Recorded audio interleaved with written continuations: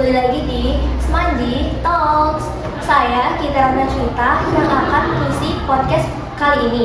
Nah, kita kedatangan narasumber yang spesial nih dari anggota organisasi KIR. Nah, untuk Mas dan Mbak bisa memperkenalkan diri? Mungkin mau dari siapa dulu nih? Apa kamu? Oke. Halo guys, kenalin nama aku Salsa. Aku dari kelas 11 F6. Di sini aku ikut organisasi KIR dan kebetulan kemarin ikut fiksi juga.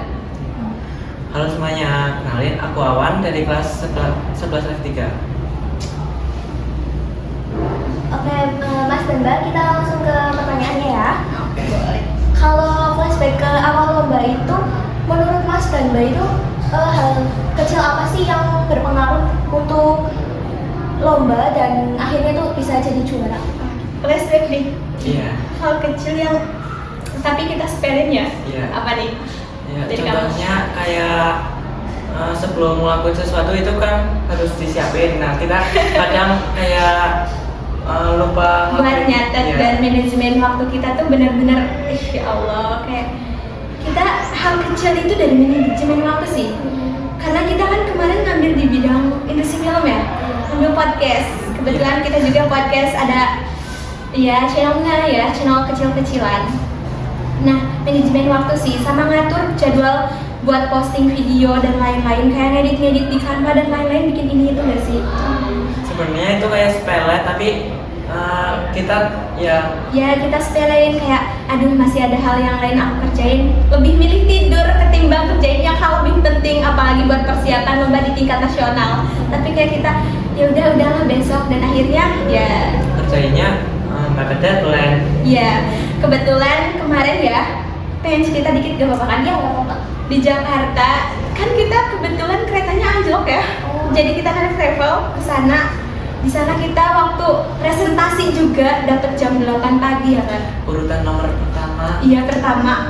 Kan ada 4 tim ya yang lolos kemarin, dan kebetulan kita satu-satunya urutan pertama jam 8 pagi.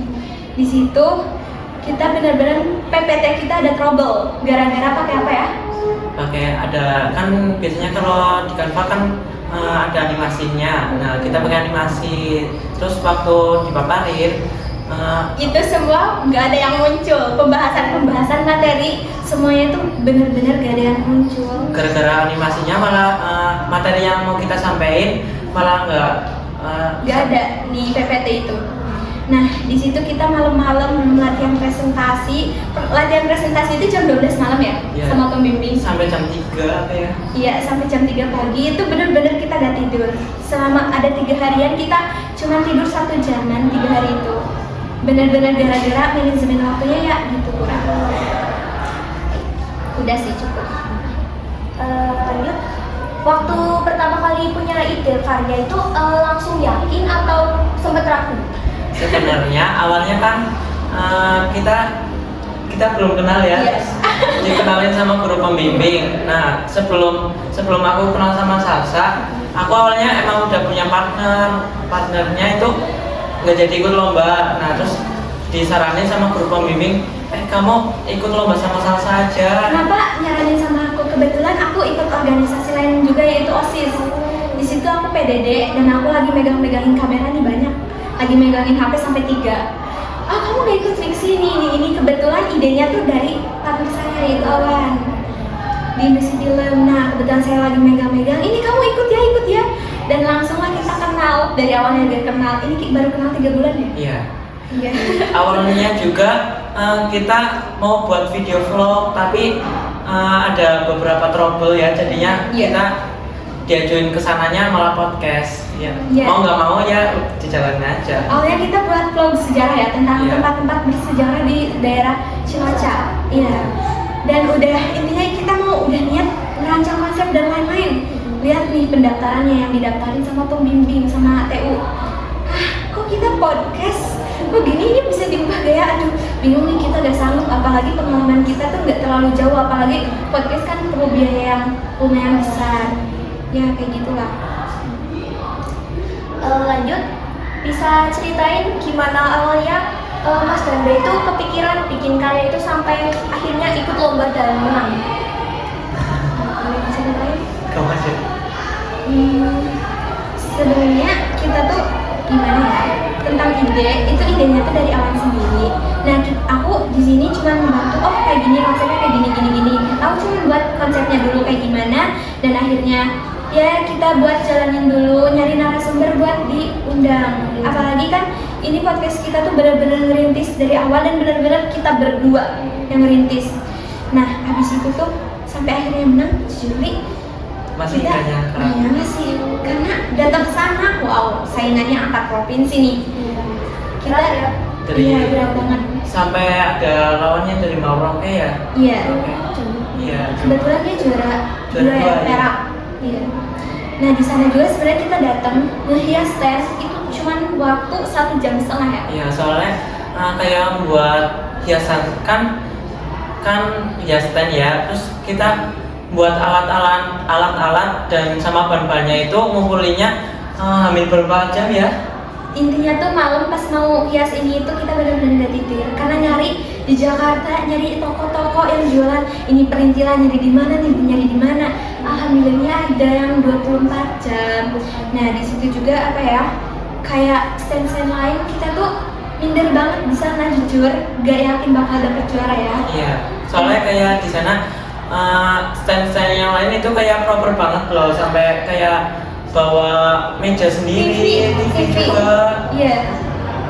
Kita dengan menggunakan laptop sama proyektor, dan di sana dari sini prepare dari sekolah kita cuma bawa apa ya, poster sama player, brosur ya. Iya. Udah gak bawa apa-apa lagi, sedangkan tim lain ya Allah benar-benar kaget di situ. Dan akhirnya benar-benar kita pontang-panting sini ke sana.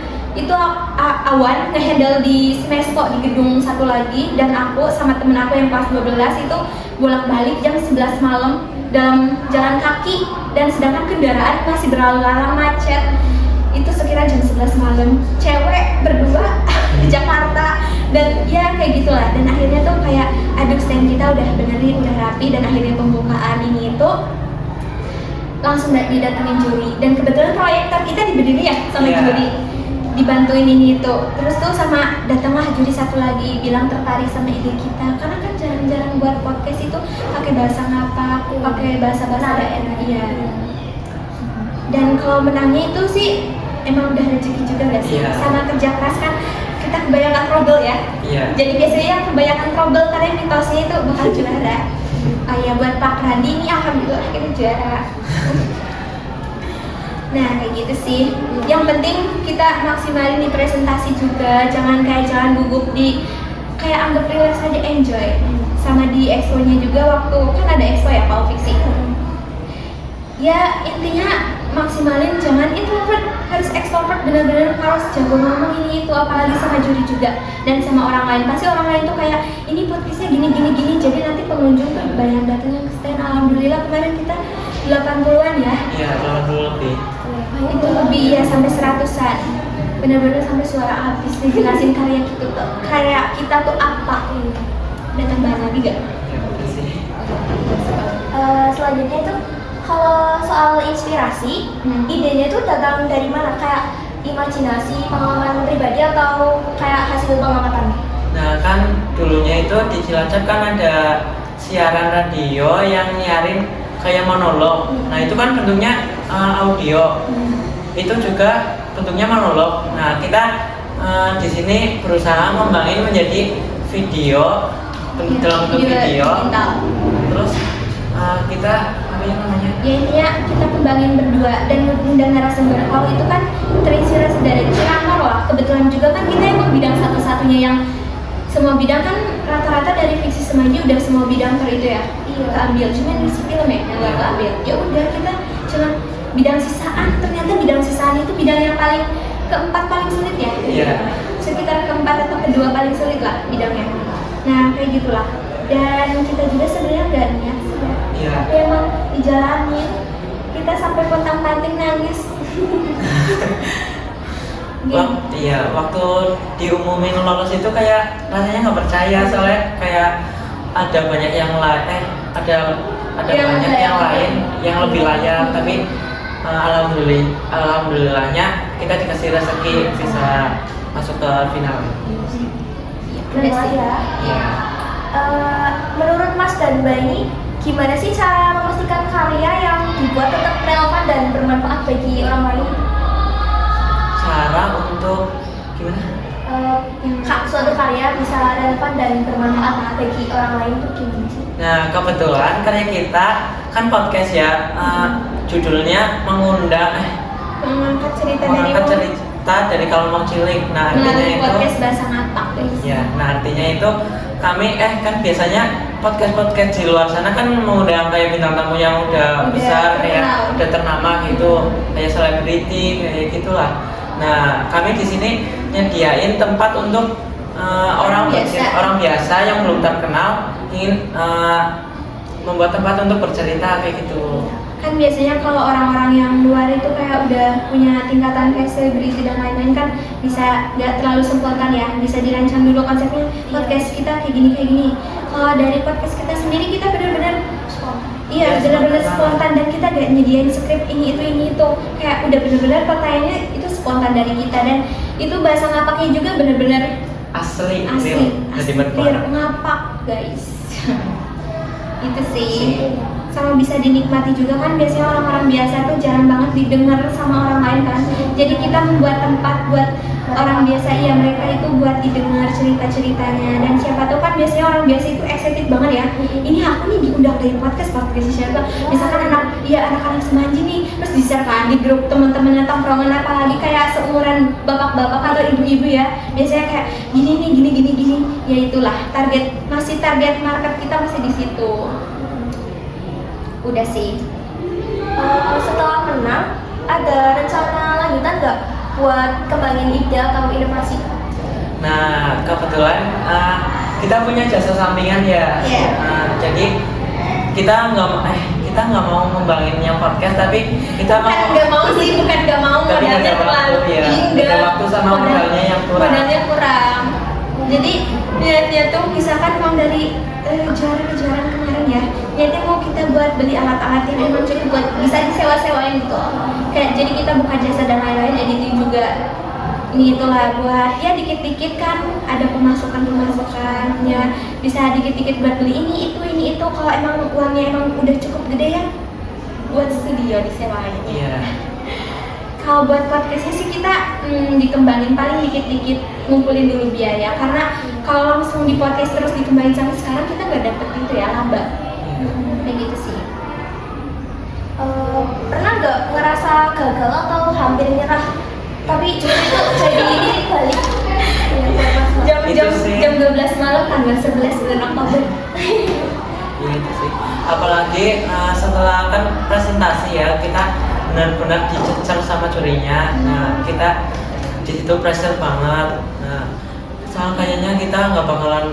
Udah gak berharap, udah nangis. Itu kita udah mau nangis. Benar-benar habis presentasi terus kita langsung nangis. Aku sama dia kayak gak diem-dieman sih, tapi ya mungkin saling kesel kita berdua. Kayak udah merenung ini perjuangan kita selama sekian bulan ini itu kayak ya udah gitu, gak ada hasilnya ya gak sih? Sampai bener-bener udahlah udah pasrah. Tapi pas besoknya kelas 12 ada Mbak Farah sama Mbak Cika dan teman-teman yang lain nyemangatin. Udah besok kalian maksimalin di expo, dan akhirnya sampai jam ini itu nyari barang-barang ini itu. Ternyata pas di expo pas jam 8 malam ke gedung ya. Wah ini gimana? Kok ini mereka pada bawa TV masing-masing jam stand? Apa banget gitu ya? Itu benar-benar sama pembimbing ya dihiasnya. Kita berdua dan jam 8 malam itu malam-malam kita nggak ngehias stand kita belanja. Sama kita juga bantuin dulu tim lain. Udah gak mikirin stand kita sama sekali, udah bodo amat, gampang besok. Beneran ternyata pas besoknya sukses, alhamdulillah. Iya. Malah besokannya jadi bagus. Iya, pas besoknya banyak yang kunci juga. Wah gini. Ternyata banyak tertarik juga anak-anak sekolah dari SMK sama SMA dari Jakarta itu. Udah sih, paling gitu ya.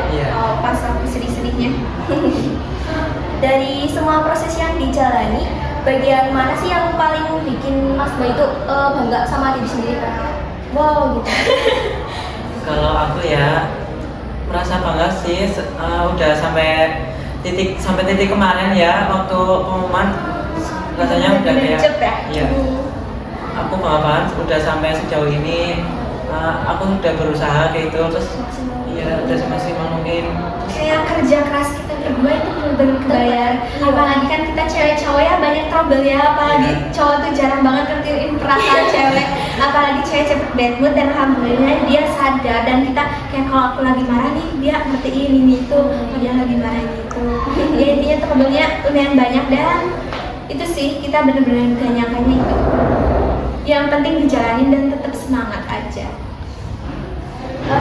Sumber informasi apa aja sih yang dipakai waktu bikin karya sama Mas Mbak?